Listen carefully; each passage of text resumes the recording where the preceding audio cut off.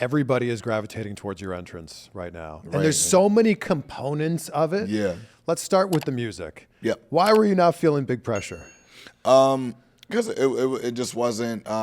Swerve. Yeah, it was new. It was new. It was like and Flash Garments. He was like helping write it, and we were just like, that was the first time I like literally freestyled a verse, like nothing written. He was just like, all right, now maybe you go somewhere like this with it. Now change the cadence up. Now I think you like add a bounce to it.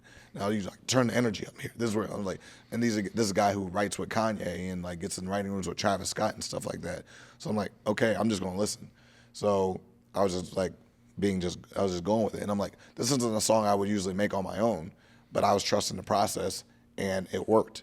So at first I was just like, I don't know, like the producer liked it, he liked it. And I was just like, this isn't usually my thing. But then I just naturally grew with the track after a while, and then we ramped it up to like a metal version and like more guitars and stuff when the Mogul Affiliates transition happened, and we kind of went off of that a little more, and then slowed down the BPMs a little bit more.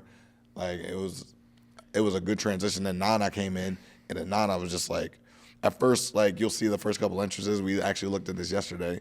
They YouTubed it and showed like this is the first time you came out and Nana started actually dancing. Yeah. But he was just like waving with it, and he was doing like that. And that's when we had them all of like Toa Leone and Khan and Brian Cage right there. Then it went to just me and Nana started just like bow, hitting harder. Yeah. And he started jumping up. And then like I was like, oh wow. And then like the TikTok started rolling. Then the crowd started waving side to side with it. And then I think Seattle's what really took it over the top. Yeah, he went viral pretty quickly. Yeah. But the song was out for a year, almost a year and a half at that time.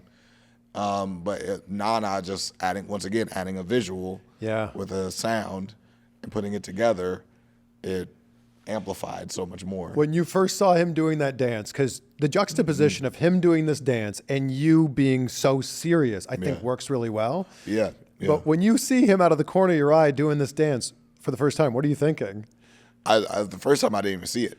I just because I'm looking at the crowd, I'm looking at the people, I'm gauging who's the hot sections to really like engage during a match or whatever. I love that. So that's what I'm like kind of like paying attention to. Who's waving, who's that. Sometimes I'll stop and just look at them and wait for them to react back, because it's like, is he looking at me? He's looking at me. And then they start getting a little louder and stuff. And I'm not giving them attention back. I'm just surveying, see if I can get something out of them just from looking at them, which was a Randy Orton lesson I got a while ago. That's amazing, because a lot of people look at a crowd as a mass, just a bunch of people. Right. You looking at them as individual faces. Yeah. That's not a common thing.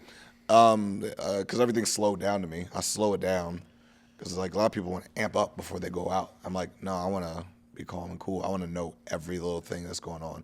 I want to know that child wearing that shirt, this kid with that fan, that like grown man is bouncing with the song, that kid who's sitting down, I haven't got him yet, that lady who's like eating something. Like I want to see every single little thing. And this is like bullet time in the Matrix. It's literally, I'm reading numbers, and I know that camera's over here. I know that camera's here. I got 2 minutes. I'm hearing the referee. I'm hearing this.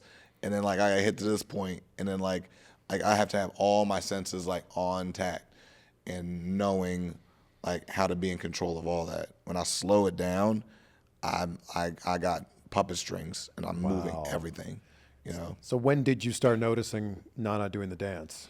When I watch it back on Twitter, and then people are like really making traction and retweeting. Oh yeah, it's viral. Yeah, I was like, oh man, this is funny.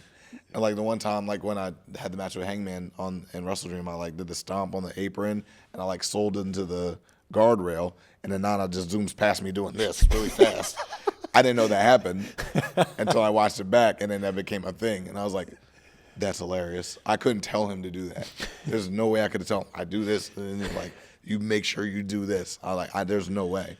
And that's one of the things are like, he's so loose because I'm so loose.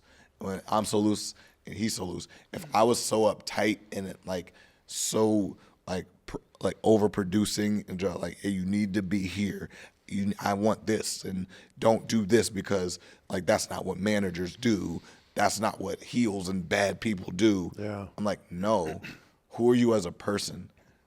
That's going to bleed through no matter what. People are going to understand what you are, who you are, your motive, your feelings towards this, your purpose, if you just be the person you are. And that's where I'm like, just be.